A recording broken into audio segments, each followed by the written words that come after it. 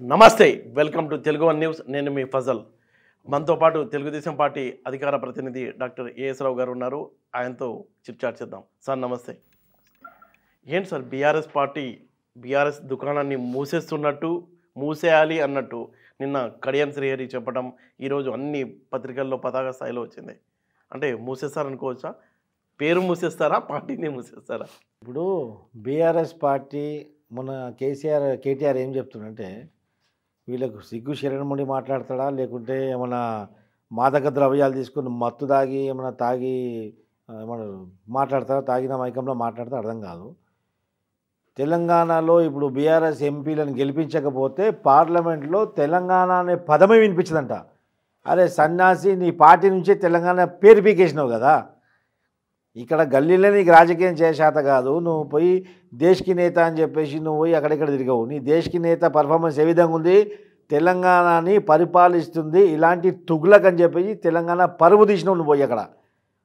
ఇక్కడ నిరుద్యోగులు అన్నమ రామచంద్ర అని చెప్పేసి ఉద్యోగాలు లేకుండా రైతులు అందరు ఇబ్బందులు పడుతుంటే, ఇక్కడ ఉన్నటువంటి రైతులు ఆత్మహత్యలు చేసుకుంటుంటే, ఇక్కడ ఉన్నటువంటి రైతులకు ఎరువులు దొరకక, పండించిన పంటకు గిట్టుబాటు ధర దొరకక ఎవరిని అబ్బా సొమ్మని చెప్పి నువ్వు తీసుకుపోయి పంజాబ్ రైతులకు డబ్బులు పంచినవురా బాబు. ఎట్లా పంచుతావు నువ్వు? దాని మీద కూడా రేవంత్ రెడ్డి విచారణ జరిపించాలా. బీఆర్ఎస్ పార్టీ కార్పస్ ఫండ్ నుంచి, అక్కడ జమ చేసుకున్న ఫండ్ నుంచి, అక్కడ ఎమ్మెల్యేల జీతాల నుంచి తీసుకుపోయి అక్కడ పైసలు పంచిరా, ప్రభుత్వ ఖజానా నుంచి పంచిరా? ఒకవేళ ప్రభుత్వ ఖజానా నుంచి పంచినట్లయితే వీనికి ఎవడు అధికారం ఇచ్చిండు? నువ్వు ప్రధానమంత్రివా, రాష్ట్ర ముఖ్యమంత్రివా? ఈ రాష్ట్రం వరకు నువ్వు చూసుకోవడం బాధ్యత నీది.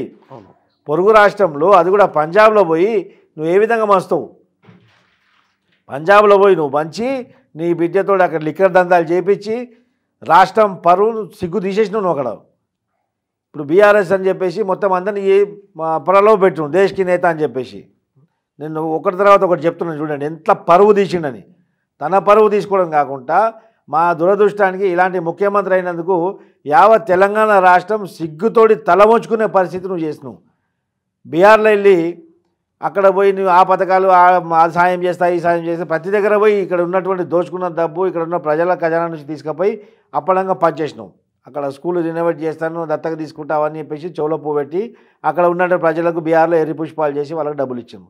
కానీ ఈయన అనుకున్నట్టు అక్కడ ఉన్న వాళ్ళు ఎర్రి పుష్పాలు కాదు, ఉన్న లగాన లగాందో అప్నే క్యా జానా అని చెప్పేసి ఓహో ఆహా బోత్ వచ్చా అని చెప్పేసి పొగిడించారు. అంటే బీహార్ లాబీ కూడా బీహార్లో ఈయన ఇప్పుడు బిస్కెట్లు పడేసి కూడా వాళ్ళే ఉన్నారు కదా, అదే బిస్కెట్లు పడేసి కుక్కర్ని కట్టేద్దాం అనుకున్నాడు.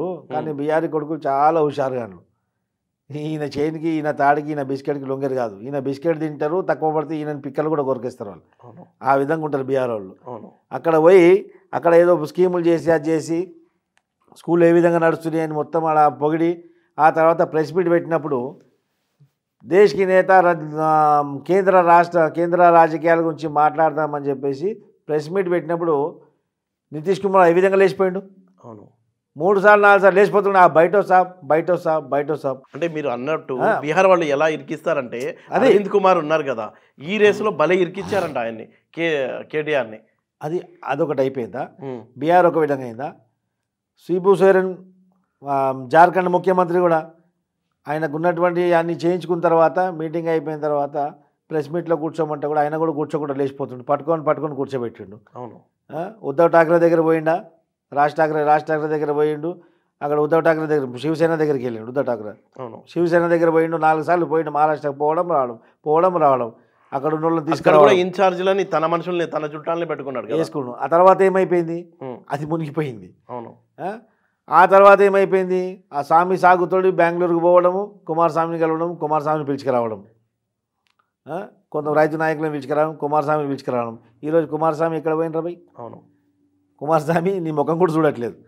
సో ఇదంతా తెలిసిపోయింది ఏంటంటే, నువ్వు ఇప్పుడు మా మనిషి తాగిన మైకంలో ఏం చేస్తాడంటే, ఒక పీకల దాకా తాగి ఒక పిక్చర్కి పోతే ఏమవుతుంది, ఆ తాగిపోతే ఏమవుతుంది, ఆ హీరోని చూసి నేనే హీరో అనుకుంటాడు అనమాట.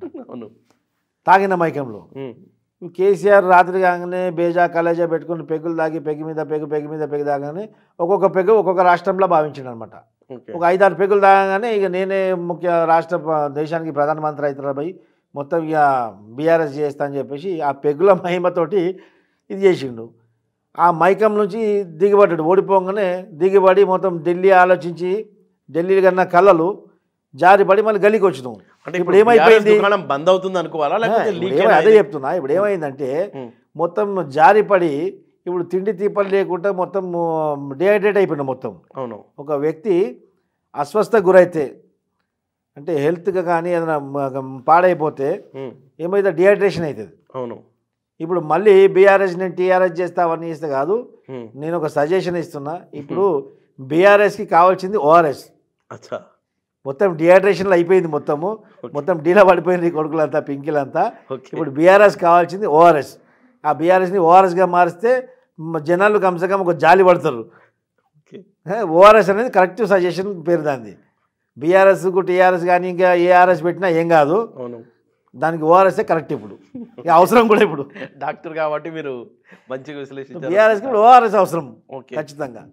అంటే మీరు విశ్లేషించేది ఆ పార్టీ అలాంటి స్టేజ్లో అంటే కోమదశలో ఉందనా మీ అభిప్రాయం? బొక్కలు ఇరిగి కేసీఆర్ కింద పడ్డాడు. ఏ కొంప నుంచి అయితే పోయి అట్లా ప్రజల సొమ్ముతోటి ఆ భవ్యమైనటువంటి ప్రగతి భవన్ కట్టుకొని అందులో ఎవరు రాకుండా ఒక గడిలాగా మెయింటైన్ చేసి ప్రజల ఉసురు తీసుకుండు. ప్రజల ఉసురు తలిగి మళ్ళీ ఏ కొంప నుంచి స్టార్ట్ చేసిన పార్టీ మళ్ళీ అదే కొంపకు వచ్చినావు. అవన్నీ ఆలోచించుకుంటూ హెల్త్ పరంగా ఇప్పుడు ఆరోగ్యం బాగలేనప్పుడు ఏమవుతుంది, మందులు గిందులు తిని మనిషి తినలేకపోతాడు. అవును. ఇప్పుడు ప్రభుత్వం ఇప్పుడు బీఆర్ఎస్ పార్టీ తినలేకపోతుంది. ఈ ఉన్నటువంటి స్కాములు బయటికి రాగానే నిద్ర లేకపోతుంది. ఇప్పుడు తిండి లేక నిద్ర లేక ఏమైపోతుంది, మనిషి డిహైడ్రేట్ అయిపోతాడు. ఆ బీఆర్ఎస్ నాయకులు కేసీఆర్ కేటీఆర్ ఆ యొక్క బీఆర్ఎస్ పార్టీ కూడా ఈరోజు మొత్తం డిహైడ్రేట్ అయిపోయింది. సో డిహైడ్రేట్ అయిపోయినటువంటి వ్యక్తికి కానీ వ్యవస్థకి ఏం కావాలి, ఓఆర్ఎస్ కావాలి. ఇప్పుడు కేసీఆర్కి బీఆర్ఎస్కి ఓఆర్ఎస్ కావాలి, ఓఆర్ఎస్ తాగాలి వాళ్ళు ఖచ్చితంగా. ఓకే.